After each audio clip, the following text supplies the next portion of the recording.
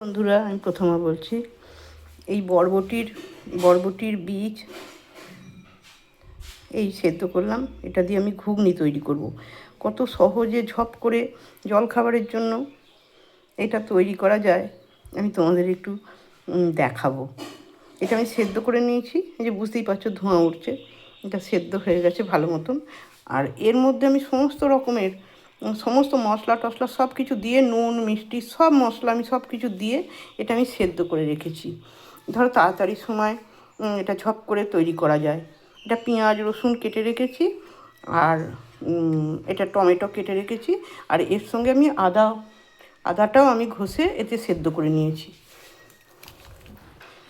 এটা তেলটা গরম হয়ে গেছে,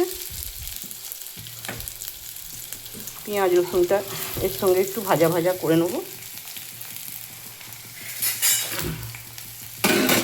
ওতে আমার সমস্ত নুন মশলা টশলা সব দেওয়া আছে, সব কিছু আমার দেওয়া আছে। এটা সামান্য একটুখানি আমি নুন দিয়ে নেবো, কারণ পেঁয়াজটা তাহলে আমার তাড়াতাড়ি করে আমার হয়ে যাবে।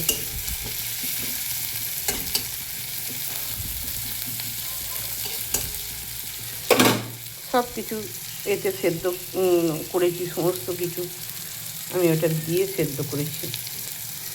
এটা পেঁয়াজটা একটু, এইসব তরকারিগুলো মানে রাখি না, সঙ্গে সঙ্গে ঝপঝপ করে সবাইকে, কেউ মুড়ি দিয়ে, কেউ পরোটা দিয়ে, এরকমভাবে খাওয়া হয়ে যায়। ভাত দিয়ে অতটা ভালো লাগে না, ভাতেও খেতে পারা যায়। আমরা ওই মুড়ি দিয়ে যাই হোক রুটি হোক, লুচি হোক, পরোটা হোক, যে কোনো কিছু একটা জলখাবারের যদি বানানো হয় তাহলে এইটা করে নিই। আর ইয়েটা একটু ভাজা গরম মশলাটা এর সঙ্গে দিয়ে দিই, তাহলে সেন্টটা এসে যাবে।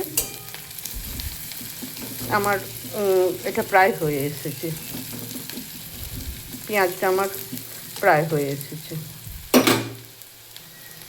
বিহুরে লগন, এটা হয়ে এসছে, মোটামুটি হয়ে গেছে। এটাকে এটা খুব গরম তো তুলতে পারছি না, ভীষণ গরম, হাসি ধরতে হবে। সব কাজকর্ম করতে হবে মেয়েদের, কিন্তু একটু সাবধানে, কারণ আমাদের ওপরেই গোটা সংসারটা নির্ভর করে, তাই না? সবাই আমাদের মুখপানে তাকিয়ে থাকে কখন খাবার টেবিলে খাবারটা আসবে।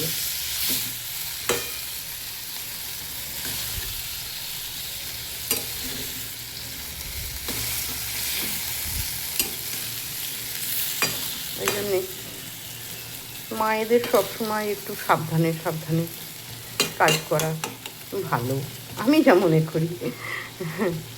এটা কেন ঢেকে দিলাম, এই যে টমেটোগুলো একটু নরম হয়ে যাবে।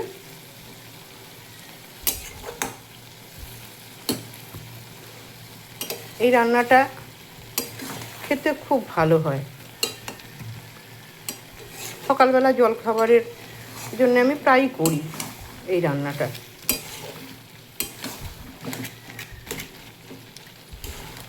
সেন্ট বেরিয়ে গেছে, একটা সুন্দর সেন্ট বেরোতে শুরু করে দিয়েছে। বিহুরে লগন, মধুরে লগন, আকাশে বাতাসে শিলরে চম্পা ফুটিছে, চামেলি ফুটিছে। এটা আমার চম্পা আর এটা চামেলি। গান গাইতে গাইতে রান্না করি, বাস হয়ে গেল। মুড়ি দিয়েই হোক, রুটি পরোটা যা দিই, আজকে আমি পরোটা দিয়ে করব, পরোটা দিয়ে খাওয়া হবে।